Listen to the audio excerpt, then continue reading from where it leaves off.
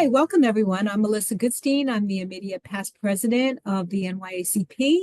And today I'm thrilled to continue my collaborative chat series with Stacy Collins, who's the managing director of Stout at Stout. Did I get that right? You sure Okay.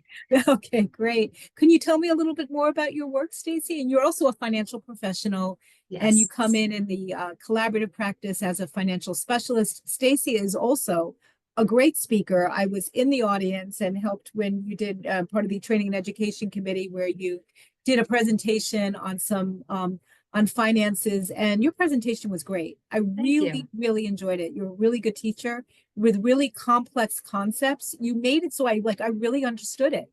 And I think I I told you appreciate that, it. but I'm telling you that again. It Oh, was thanks, really complex, Melissa. but I finally got it the way that you explained it to me. Thank you so much. And that's a gift. That's a Thank true you. gift. Yeah, you're welcome. So tell me a little bit about the work that you do at Stout. Stout is a national Yes. company.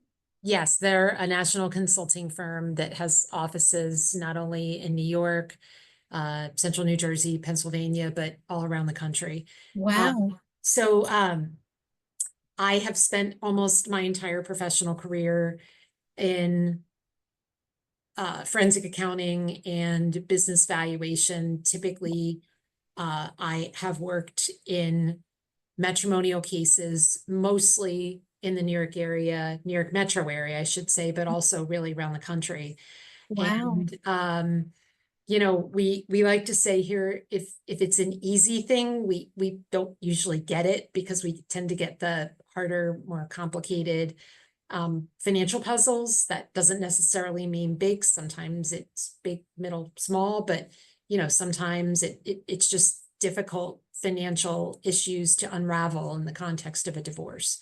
Sometimes that's the value of a business. Sometimes it's analyzing someone's income or their assets or their standard of living and their needs post-divorce, or some combination of those things. But Wow. I started off working in litigation cases and came to collaborative a little late in my career.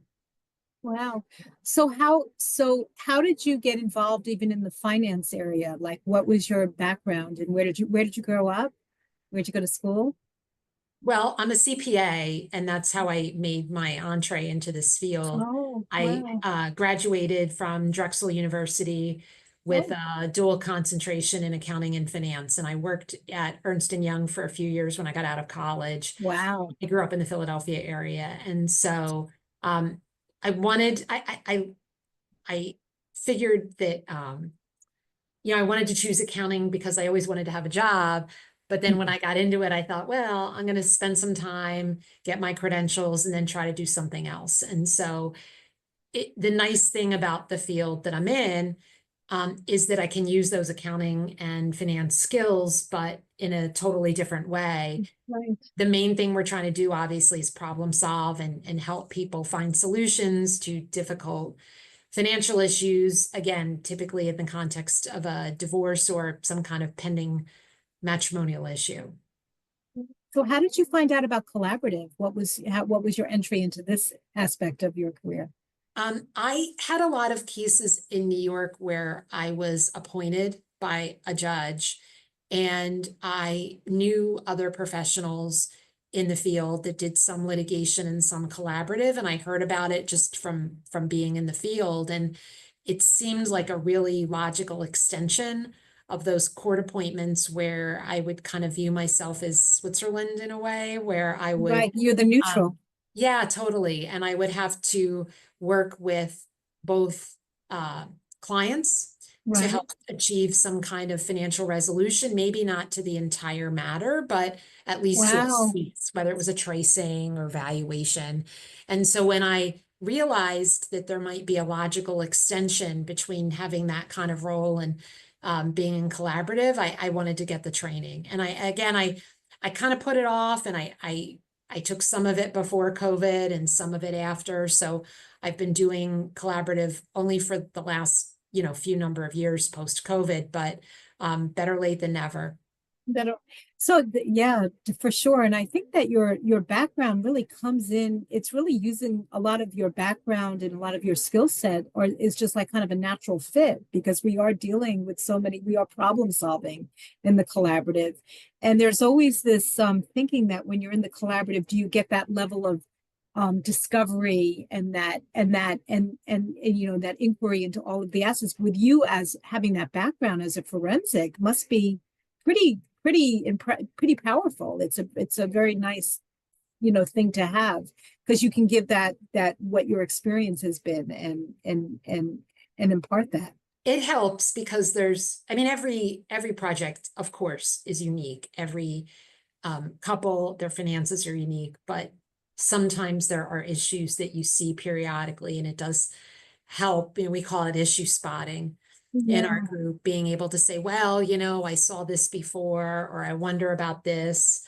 So you're Mhm. right. I mean, it can be hard when you're trying to sort of forge that middle path, but Right. having some experience, particularly in the more contentious cases, Sure. is an interesting bridge to, Yeah, to this type of work. it is. How did you get trained to be a you know, a neutral that's appointed? Is there a specific training for that? No, it's more having been in the field for a really long period of time, Yeah. and testifying in cases where the judges get to know you a little bit and Uh-huh. know your firm. And so, I mean, that was really the way I got to start being appointed. And of course, you know, knowing attorneys that may recommend to a court that you're appointed. Right. Yeah. But there's no particular training like there is in collaborative with the Right. training that's needed. But the training that I had was for collaborative was, you know, something that it was interesting getting training kind of relatively late in my career, because a lot of it were things I already knew, That's what, but there was a yeah, different layer that's that went right. onto it that was very helpful.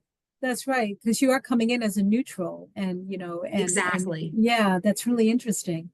So, in terms of like getting into this field, were there certain role models, or even just in the field in general, that you had along the way that really inspired you, or, you know, helped support your work in the field? Because it's not easy what you do. I mean, this is thank God for neutrals in the financial in the collaborative practice, because it really, it's a lot. It's a big layer of divorce is a financial settlement, especially grounds are not even an issue. And your skill set and your expertise is so valued and needed. But I'm wondering, were there certain role models that helped you along the way?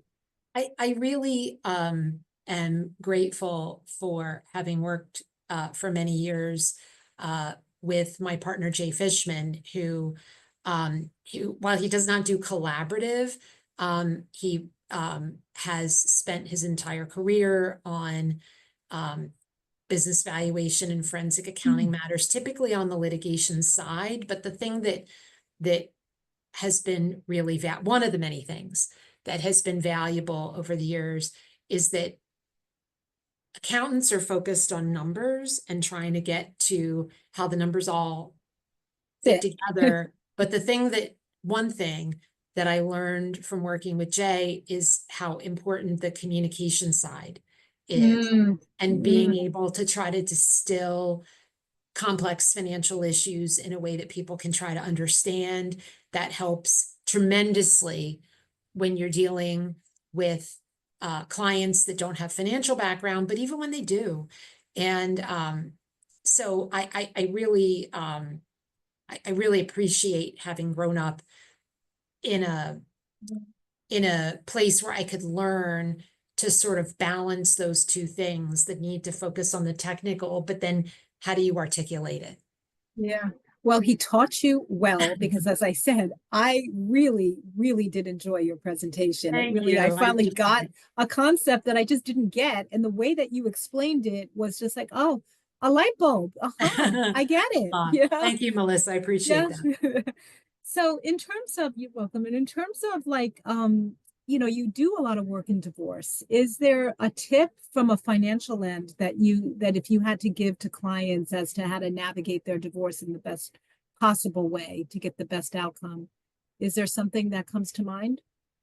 Well, I mean, this is going to be extremely basic, but um,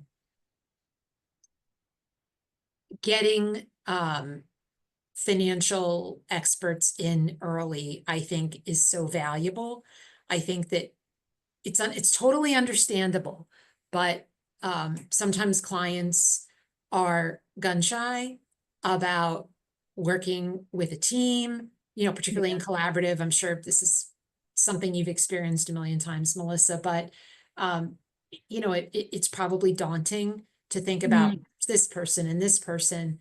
Um, I've experienced, and I'm sure many people in this field have experienced that phenomena where you get pulled in very, very late into the process, and um it can create a lot of complications, right. issues that could have been spotted earlier, things to have dealt with. And so engaging a financial, whether you're in collaborative or otherwise, engaging a financial professional relatively early on can really pay dividends. It doesn't mean they're going to work, way longer. It just means they're going to work smarter, I think. That's right. Well, that's your area of expertise, right? And divorce is not just legal, emotional, relationships, and financial, Yeah, and why not bringing in a team of professionals to help unpack those threads and help exactly. unwind it. And you don't know what you don't know, right? But it is also Totally. a very, bringing in all these people in a very deeply personal, traumatic event that you're going through and having a lot of Yes. people in the room, it's not easy. It's not No. easy. And I could appreciate that. But I do think that that's great advice. It's simple. Always the best advice, I think, is the simpler ones, actually. And save documents, Oh my God. Separate property claims. Holy moly. correct. Yeah, a lot of investigative work to kind of recreate when you have to recreate. Oh my Yeah, God, that's a hard thing. But who knows? exactly. You don't get married to, save all your statements. And now it's very hard to get statements that are like before, I don't know, whatever the year is. They don't save them anymore. And that's a hard thing. Yeah. Yeah. So anyway, so in terms of the just what do you do for your, to off duty? I love that column I watch and the Wall Street Journal has I think it's called the off duty column on the weekends that I love because it has Ah, all these things that what you do off duty and what do you do? yeah.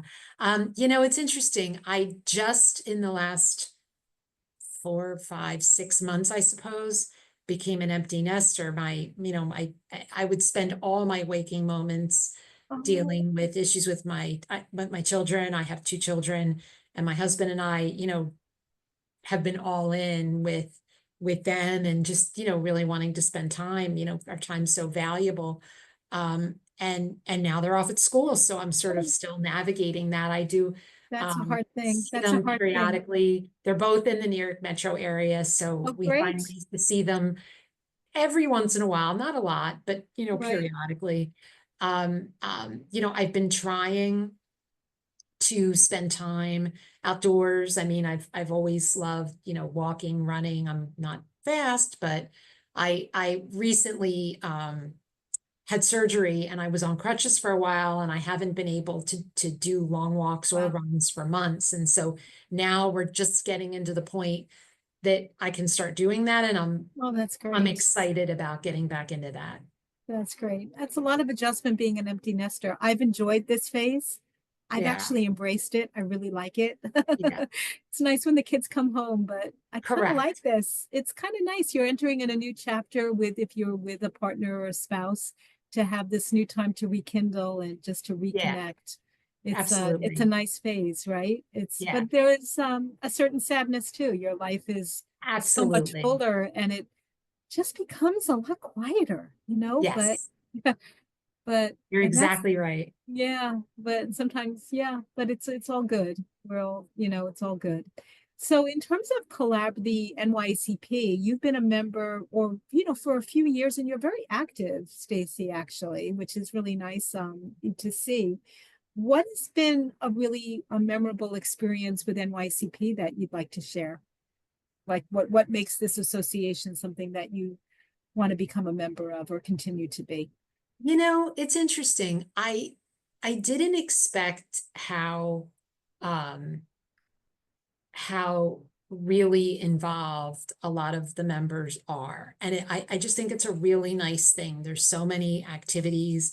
Some of them are professional. I mean, obviously there's the projects that we work on with the clients, which is the work of it. But um, I've been heartened, you know, particularly in this kind of post-COVID world that we live in, where it's so easy to kind of, you know, focus on your phone and be in your Right. house and not get out, that the NYACP works really hard to keep its members connected. Yeah.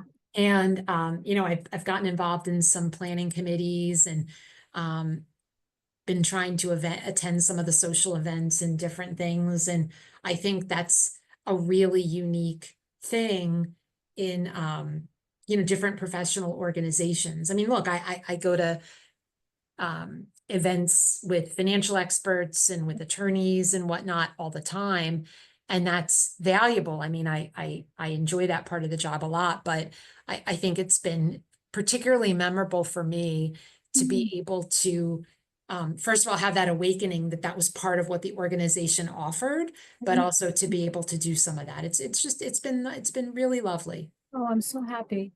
It's always what I like too is the interdisciplinary. Like you have Right. financial, mental health, and lawyers, and Oh, yeah. it's a nice mix, right? You know, Yeah, and it's all nice that you're united with this common goal of, you know, helping absolutely. couples resolve conflict in a better way. Yeah. And, you And know, that's as a CPA, I mean, I've never had the opportunity before collaborative to work with mental health professionals. I mean, that that's just wasn't nice. part of Right, my role. And right. so it's been very nice kind of seeing different people kind of, you know, do their magic um and That's really nice. kind of hear their side of things. Yeah, I'm so glad. So I always like to end too, Stacy, with kind of thinking about where you hope to be in 10 years. Where do you hope collaborative practice to be? Do you have any thoughts on that? Well, I mean, I really hope that collaborative continues to get more broad community acceptance and that field grows. I see so many clients go through the standard litigation system that things just drag on and on. And, you know, maybe nobody's fault, but, you know, the court system, as you know, is so clogged and things can just go on and on and on and on and on.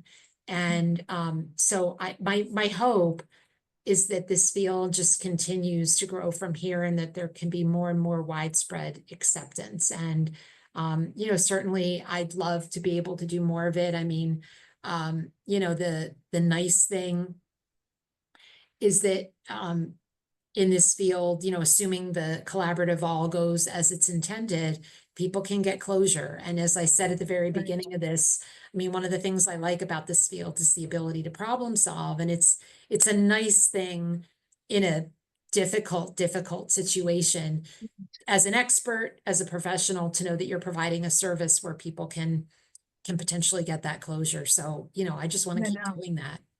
Well, that's wonderful. Yeah, closure is really important and to do it in a respectful, dignified way. Yeah, And for them to not lose control, to get the outcome right. that's best for their family. And Agreed. yeah. Well, this has been so wonderful, Stacy, to get to know you better and for others to get to know you as well. Is there a way that people can connect with you? Do you have like a website or, you know, with Stout? Like how do people connect with you or how can they? Stout's website is www.stout.com. And